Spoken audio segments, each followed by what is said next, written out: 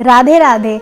आस्था भक्ति पथ में मैं आपका फिर से एक बार अभिनंदन करती हूँ, आपका स्वागत करती हूँ। जैसा कि मैंने आपको अपनी पहली वीडियो में बताया है कि राधा नाम की महिमा के बारे में और राधा नाम हमें जप किस तरह करना चाहिए, तो मैं आपको अब आस्था भक्ति पथ में यह बताऊंगी कि हमें लोगों के प्रश्न होते हैं कि हम ठाकुर जी की इतनी सेवा करते हैं, इतनी नाम जप करते हैं, ठाकुर जी का नित्य प्रतिदिन बदल बदल के हम नित्य पोशाक बनाते हैं, इतनी सेवा करते हैं, ठाकुर जी का जो प्रिय भोजन है हम उसका भोग लगाते हैं, उसके बाद भी हमें कष्ट क्यों घेरे रहते हैं? हमें बच्चों की तरफ से, हमारे परिवार की तरफ से इतना कष्ट क्यों होता है? तो मैं आपको बताऊंगी कि जैसे कि आपने कहा कि हम इतना नाम जप करते हैं, इतनी माला करते हैं, राधा रानी हम नित्य प्रतिदिन वृंदावन भी जाते हैं, हर महीने वृंदावन जाते हैं और बिहारी जी के दर्शन करते हैं, मन में कोई गलत भाव नहीं होता है कि जो सच्चे लोग होते हैं, जो ठाकुर जी के इतने प्रिय होते हैं, उनके संग ही ऐसा क्यों होता है? तो मैं बता दूं कि ऐसा कुछ भी नहीं है जैसा आप सोच रहे हैं कि हम इतनी भक्ति भाव होने के बाद भी हमें कष्ट क्यों आते हैं।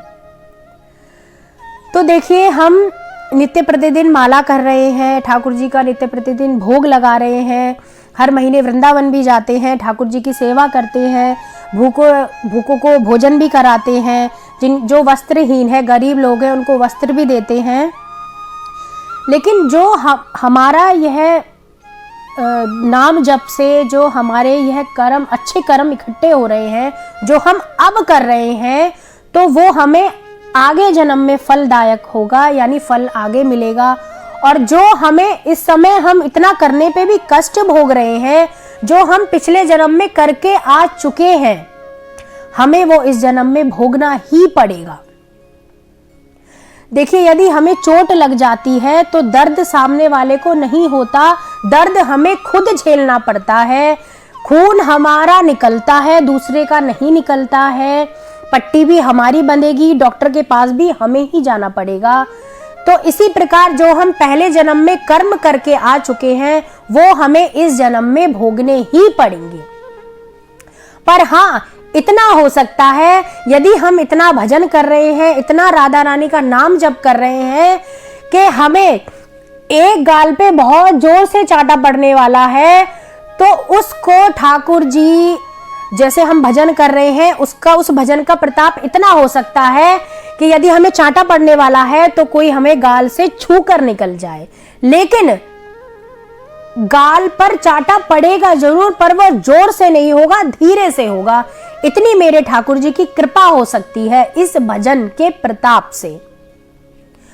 और जो ये इतना हमें दुख हम झेल रहे हैं, समझदार व्यक्ति वही है जो राधा नाम के जप के सहारे इस दुख को झेल जाए। देखिए, दुख तो हमें झेलना पड़ेगा। जैसे दिन के बाद रात आती है, रात के बाद दिन आता है, उसी प्रकार दुख के बाद सुख और सुख के बाद दुख की अनुभूति तो होनी ही होगी। इसको कोई भी नहीं बदल सकता। लेकिन समझदार व्यक्ति वही है जो इस दुख को भी हंसते हंसते झेल जाए, राधा नाम के सहारे से झेल जाए।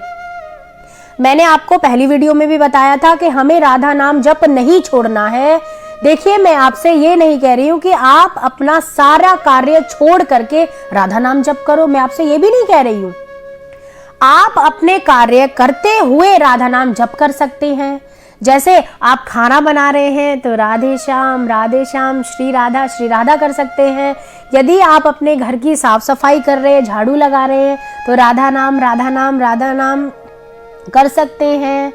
देखिए, हमें भजन करने के साथ साथ अपने कार्य भी हमारे पूर्ण हो जाते हैं और हमारा भजन भी हो जाता है। आप अपने परिवार के संग में भी रह रहे हैं तो मन में राधा नाम चलते रहना चाहिए। तो जैसे हमें बहुत दुख आने वाले होते हैं, उन दुख की संख्या कम भी हो सकती है, लेकिन दुख तो झेलना पड़ेगा। ऐसा नहीं है कि दुख आपका कोई और झेल ले, ऐसा नहीं हो सकता। अगर आप पहले जन्म में कुछ कर्म करके आए हैं गलत, तो दुख भोगना ही पड़ेगा। और जैसे जल्दी जल्दी जल्दी जल्दी आप दुख भोग लेते हैं, उतनी ही जल्दी आपके पास सुख भी अवश्य आएंगे। और ऐसा भी होता है कि उस सुख जैसे हम पे सुख आ गए हैं, हम राधा नाम जप कर रहे हैं, ठाकुर जी की बहुत सेवा कर रहे हैं, तो हम पे सुख आएंगे ही आएंगे। यह भी 100% निश्चित बात है कि राधा नाम जप जो व्यक्ति कर रहा है रात दिन, उसके बाद सुख तो आना ही आना है। लेकिन उस सुख की चकाचौंध में उस माया का प्रभाव हम पे ना हो, हम माया में लिपटे ना। तो ठाकुर जी तो यही चाहते हैं कि भैया ये भजन कर रहा है, इसको जल्दी जल्दी जल्दी सुख की प्राप्ति कराओ और माया में इसको लपेटो। तो जो समझदार व्यक्ति होगा वो राधा नाम जप करते करते करते करते उस सुख की अनुभूति भी कर लेगा, और जो उस माया में लिपट चुका है वो भजन भूल करके उस माया में चला जाएगा। और जो उस माया में चला गया तो फिर उसको दुख आने से कोई भी नहीं रोक सकता। तो मेरे कहने का तात्पर्य यही है कि समझदार व्यक्ति वही है जो इस राधा नाम का जप करते करते, राधा नाम की माला करते करते उस सुख की अनुभूति भी कर ले। और जैसे कि हम महीना 2 महीना में बिहारी जी के दर्शन करने के लिए जाते हैं, तो हमें सब कहते हैं कि जैसे ही हम वृंदावन में आते हैं, पता नहीं हमारे माइंड को क्या हो जाता है, हमारा जो दिमाग है वह बिल्कुल ही पलट जाता है। हम अपने परिवार, बच्चे, घर हमें जाना भी है, हम ये भी भूल जाते हैं। बस ऐसा लगता है कि वृंदावन में रह जाएं। और जैसे ही हम यहाँ से जाते हैं, फिर हम वृंदावन को भूल जाते हैं।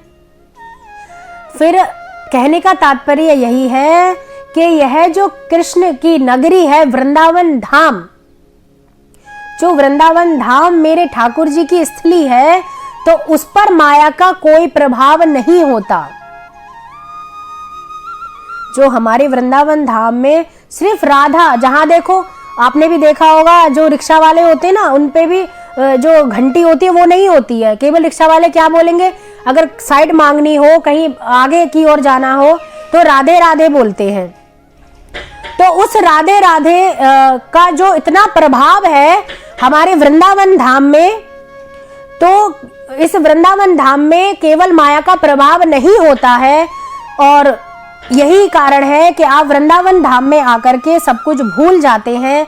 तो मेरा आपसे अनुरोध यही है कि राधा नाम जप करते हुए अपने दुख जो हमारे ऊपर कष्ट आए हैं उसको हंसते हंसते झेलते रहिए। और अब मैं अपनी वाणी को यही विराम देती हूँ। और अब हम 5:30 बजे, जैसा कि हम नित्य प्रतिदिन वृंदावन की परिक्रमा के लिए जाते हैं, और मैं अपने चैनल के माध्यम से आपको साधु संतों के दर्शन भी कराऊंगी।